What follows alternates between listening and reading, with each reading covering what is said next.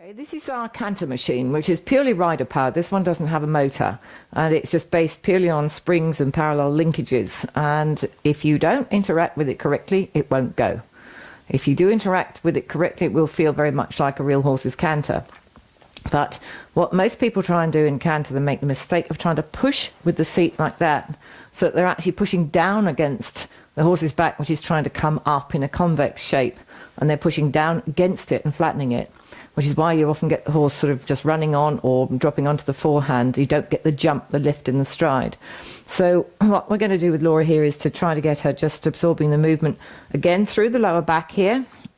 The back has to flex and straighten, but at the same time the pelvis makes like a backward circle motion here. 1, 2, 3, 1, 2, 3, 1, 2, 3. The canter's a 1, 2, 3 movement, but we need to get the machine just bouncing a little bit. So just sucking up with your seat bones a little bit, Laura. That's it. By that I mean closing the buttock muscles, which helps to lift the skeleton up, and it sort of sucks the machine up into the seat.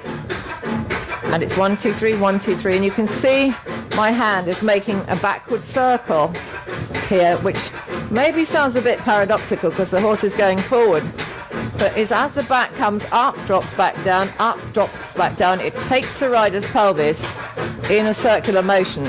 It's almost more an ellipse than a circle, but this is the movement here. 1, 2, 3, 1, 2, 3, 1, 2, 3, 1, 2, 3, 1, 2, 3.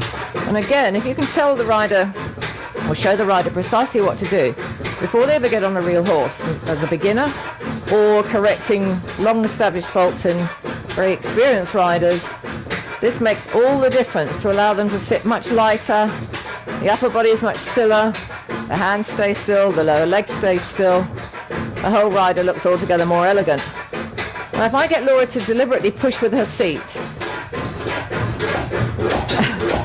you can see the whole mechanism of the machine alters, and she's pushing down much more heavily with the seat, which is what you'll often see riders doing.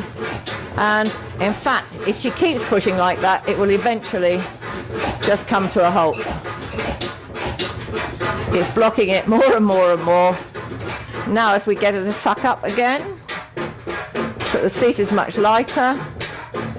And what I'm getting her to do is to close the seat muscles on the first beat of the stride. So it's literally sucking up, up, up, 1, 2, 3, 1, 2, 3, 1, 2, 3, 1, 2, 3, 1, 2, 3, 1, 2, 3. By doing that, it lifts her skeleton inside her body, lightens her seat, and allows the back to lift up into her seat so she's not pushing down against it. And the whole seat remains much more light and elegant. The only thing is, so many horses are very on the forehand, and what happens is that the hind legs, or the hind quarters rather, come up higher than the front end, which flips the rider out of the saddle. So they have to make a much larger compensatory movement in order to try to stay in the saddle.